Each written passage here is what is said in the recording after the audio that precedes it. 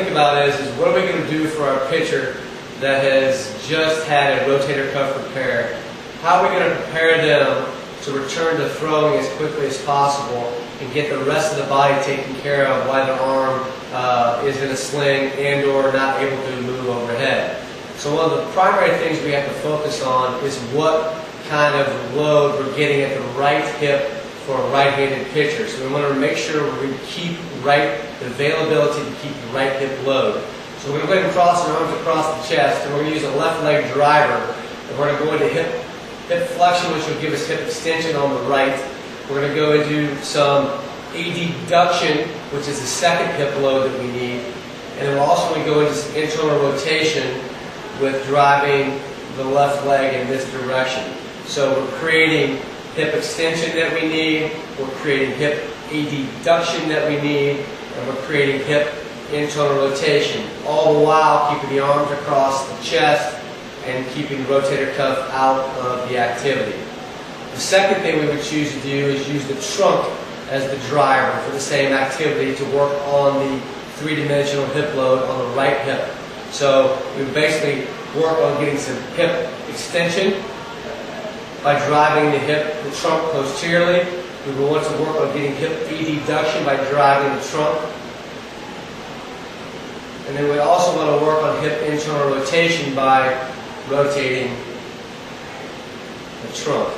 And if we add, then we would say, okay, I wonder if we added all those two things together, what it might look like. So now we're preparing the hip to handle the drive of the left leg in the pitching process windup. We're also allowing the hip to handle the trunk motion. So it's a dual responsibility of the right hip. So it has to be able to handle those things. So it would be a drive here, and a drive here.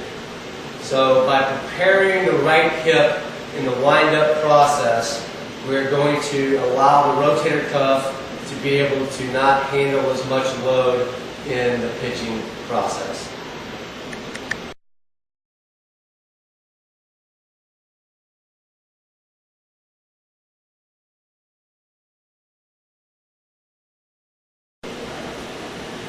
So with the trunk drive, we also need to manipulate the foot position. So we're going to do it externally rotated, get the hip extension. We're going to do it externally rotated and getting the hip adduction on the right hip. And then we're also going to get the rotation of internal rotation on the right hip. Then we would go ahead and turn the foot internally rotated and get the same trunk drive, adduction, and then we'd also get the trunk drive for internal rotation.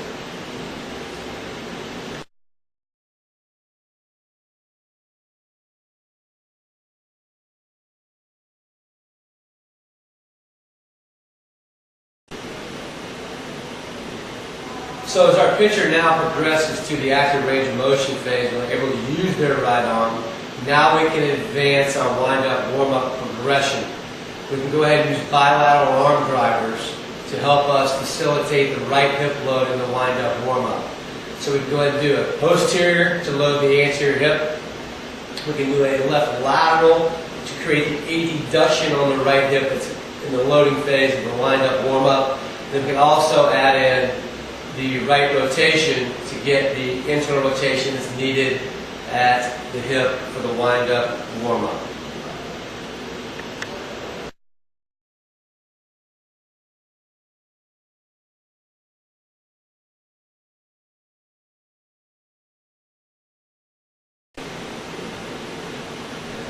The next phase would be as the pitcher continues to improve and gain strength, we want to go ahead and start to isolate the right arm or the pitching arm that has a rotator cuff repair and start to integrate it into the wind-up warm-up and the hip load.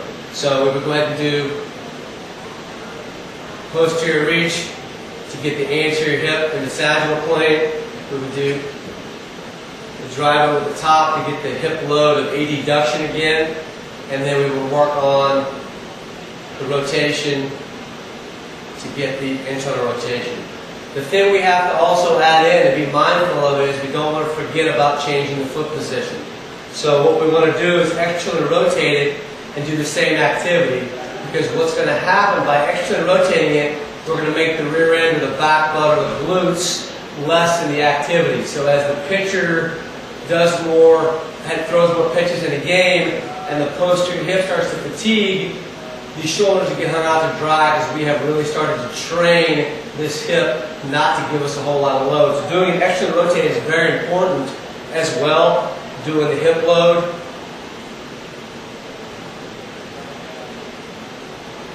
And then we would also want to do it internally rotated so it loads the back butt. So we do the same activity of posterior reach, adduction of the hip in the frontal plane, and then we'd also do the rotational reach in the transverse plane.